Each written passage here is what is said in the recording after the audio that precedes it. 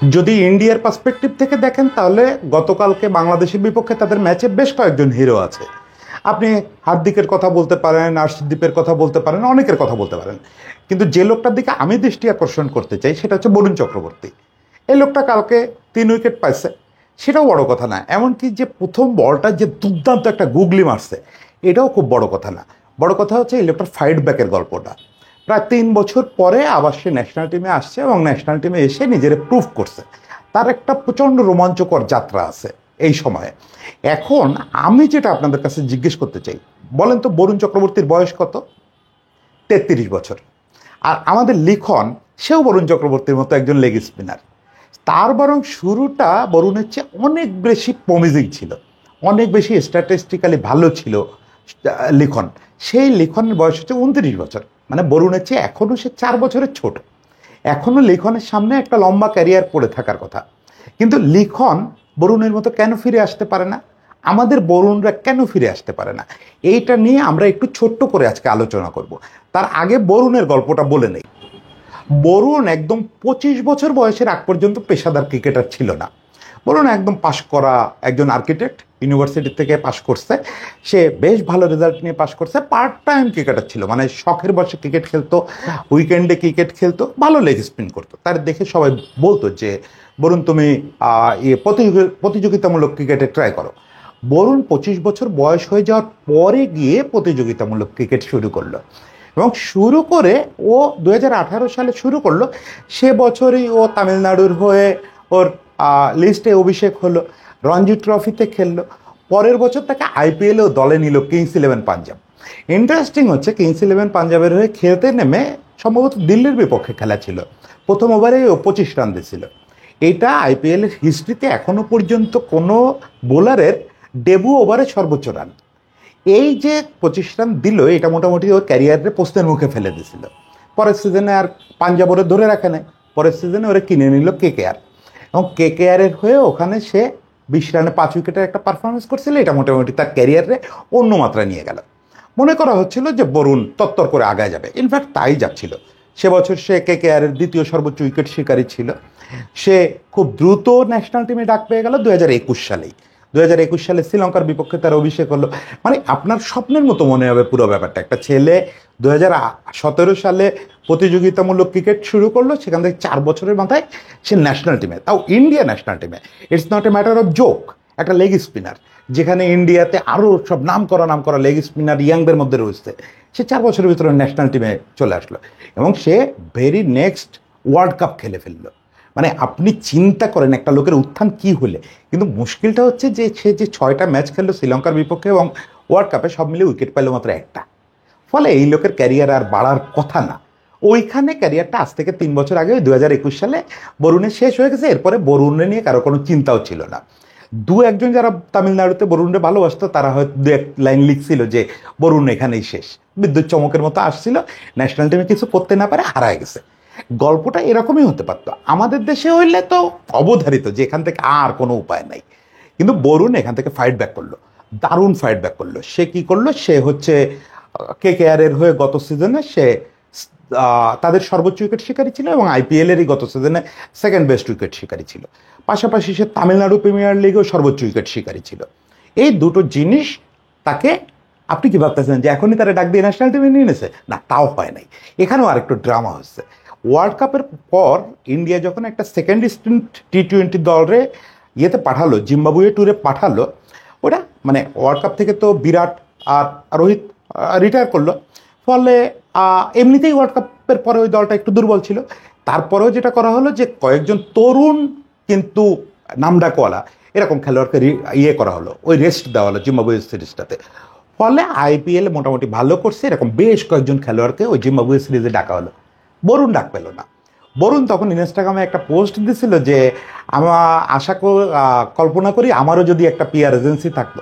বুঝতেই পারতেছেন যে সে কোন দিকে ইঙ্গিত করছে, যে তারা নিয়ে মিডিয়াতে হাইপ নাই। মিডিয়া যদি তারা নিয়ে একটু পিআর করতো তাহলে সে হয়তো এই জিম্বাবুয়ের বিপক্ষে এই সেকেন্ড স্ট্রিট দলটায় ডাক পেত। বরুণ ওই হতাশা প্রকাশ করছে, হতাশা প্রকাশ করে বসে থাকে নাই। সে এরপরে এসে তামিলনাড়ু প্রিমিয়ার লিগ খেলছে, আরও ছোট ছোট অনেক টুর্নামেন্ট খেলছে। বরুণের অবজ্ঞা করা যায় নাই। শেষ পর্যন্ত বাংলাদেশের বিপক্ষে কিন্তু এখন ওরা ওদের বেস্ট অ্যাভেলেবেল টিমই নামাইছে।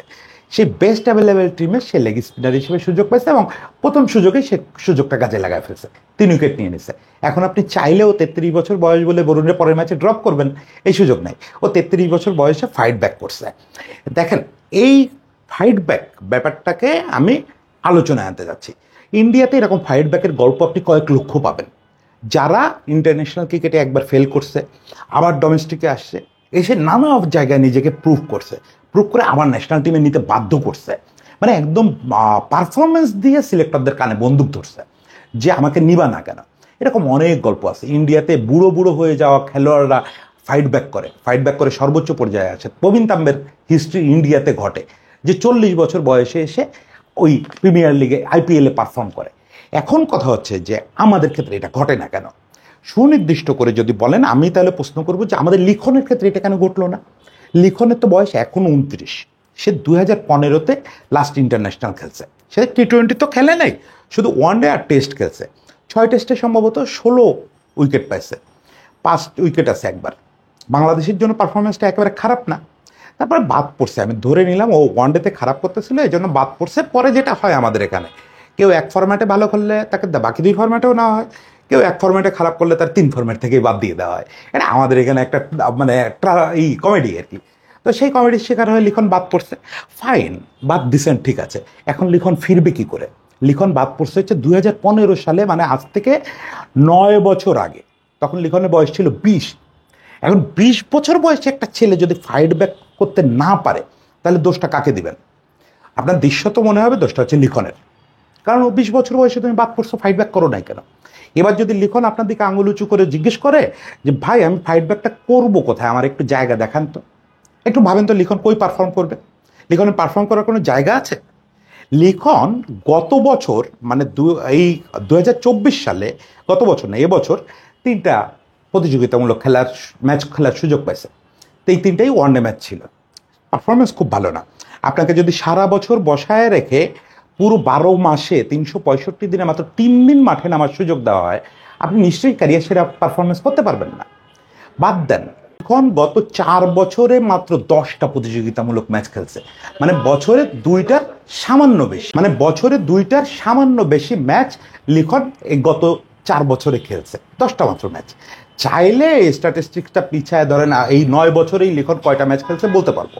9 বছরে খুব জোর 20টা ম্যাচ খেলছে, তাও আমার মনে হয় না যে 20টা ম্যাচ সে খেলছে। এখন কথা হচ্ছে যে একটা ছেলে ন্যাশনাল টিমের বাইরে গিয়ে বছরে যদি 2টা করে ম্যাচও না খেলতে পারে, তাও টি-20, ওয়ানডে, ফার্স্ট ক্লাস সব মিলায় বছরে যদি 2 দিনও সে না খেলতে পারে, আপনি কেমনে আশা করেন যে সে আবার ন্যাশনাল টিমে ব্যাক করবে, সে বরুণ চক্রবর্তী হবে বাংলাদেশের? এই সুযোগই নাই। আপনার তো তাকে পারফর্ম করতে দিতে হবে। এখন কথা হচ্ছে পারফর্ম করবে এটা কোথায়? পারফর্ম করবে এইখানে। আপনি বলবেন যে তাইলে আইপিএল ওই বিপিএলে খেলে না কেন? বিপিএলের দলগুলো তো চ্যারিটি করতে আসে নাই। বিপিএলে এই যে ধরেন মিজান সাহেব বা ঢাকা ডেবার মালিক সাকিব, ওরা তো কেউ চ্যারিটি করতে আসে নাই। ওদের কাজ তো দেশের উন্নয়ন করা না। ওরা একটা টিম কিনছে, সেটা পিছনে ইনভেস্ট করতেছে, ওখান থেকে ওরা কিছু একটা রিটার্ন চায়। সেই রিটার্নটাকেই টুর্নামেন্ট জেতা। যারা দিয়ে জিতবে সে তারে দলে নিবে। এখন লিখনের তো ওরকম কোনো নিশ্চয়তা নেই যে সে পারফর্ম করবে, সেক্ষেত্রে বিপিএল ওরে খেলতে দিবে না, এটাই স্বাভাবিক। তখন কি করতে হয়? এইবার হচ্ছে বরুণের কথাটা শোনেন। বরুণ প্রেস কনফারেন্স না, ম্যাচ শেষে যেটা সম্প্রচারকারীদের বলছে যে সে কিভাবে ফিরল। সে কিন্তু মূলত আইপিএল দিয়ে ফেরে নাই, সে ফিরছে হচ্ছে তামিলনাড়ুর ইন্টার ডিস্ট্রিক্ট অনেকগুলো টুর্নামেন্ট হয়, এই টুর্নামেন্টগুলো টি-20 টুর্নামেন্ট, ওখানে সে খেলছে, পারফর্ম করছে। এরপরে সর্বোচ্চ টায়ারে তামিলনাড়ুতে একটা টুর্নামেন্ট হয়, ওটার নাম Tamil Nadu premier league. Tamil Nadu premier league আপনি যদি টিভিতে দেখে থাকেন, ওটা সম্প্রচার মান, ওটার হোম মানে স্টেডিয়ামের কন্ডিশন, ভেন্যু কন্ডিশন সব কিছু আমাদের বিপিএলের চেয়ে প্রায় 23 গুণ ভালো। এই রকম একটা লিগ এবং এর নিচে অনেকগুলো মাইনর টি-20 লিগ খেলে প্রত্যেক জায়গায় সর্বোচ্চ উইকেট শিকারী হয়েও আইপিএলে আসছে। মানে আইপিএলটা ওর মূল জায়গা ছিল না, আইপিএলটা ছিল হচ্ছে সর্বোচ্চ পর্যায়ে পারফর্ম করা, তারপরে সে ন্যাশনাল টিমে আসছে। আমাদের বিপিএলের আশেপাশে কোথাও কোনো টি-20 টুর্নামেন্ট আছে যে বিপিএলে খেলার আগে আমাদের ঘরোয়া ক্রিকেটাররা খেলবে, নিজেদেরকে প্রমাণ করবে, সেরকম একটা জায়গা কি আছে?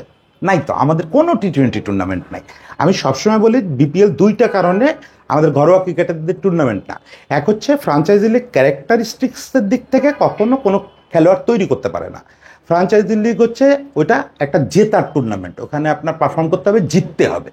ফলে ফ্রাঞ্চাইজিদের দায়িত্ব না খেলোয়াড়ের ডেভেলপমেন্ট। 2 নাম্বার হচ্ছে আমাদের দেশে যে ফ্রাঞ্চাইজি লিগ হয় এটাকে আমি বলি তামাশা লিগ। এই তামাশা লিগ কখনো কোনো খেলোয়াড়কে তুলে আনতে পারে না। তার মানে আপনার একটা সত্যিকারের ডোমেস্টিক লিগ লাগবে, যেটা শুরুতে আমাদের ছিল যে ঢাকা প্রিমিয়ার লিগের একটা T20 টুর্নামেন্ট ছিল। এখন দেখেন ঢাকা প্রিমিয়ার লিগ ছাড়া আমাদের কোনো ওয়ানডে টুর্নামেন্টও নাই। মানে আমাদের সারা বছর একটা ওয়ানডে টুর্নামেন্ট আছে, একটা T20 টুর্নামেন্ট আছে। মানে শুধু প্রমিনেন্ট খেলোয়াড়রা এখানে সুযোগ পাবে, এর বাইরে যারা তাদের নিজেদের প্রুভ করার কোনো সুযোগ নাই, কোনো জায়গা নাই। মানে হয় তুমি সর্বোচ্চ পারফর্ম করো, হয় তুমি ন্যাশনাল টিমে থাকো, নতুবা তুমি হারায় যাও।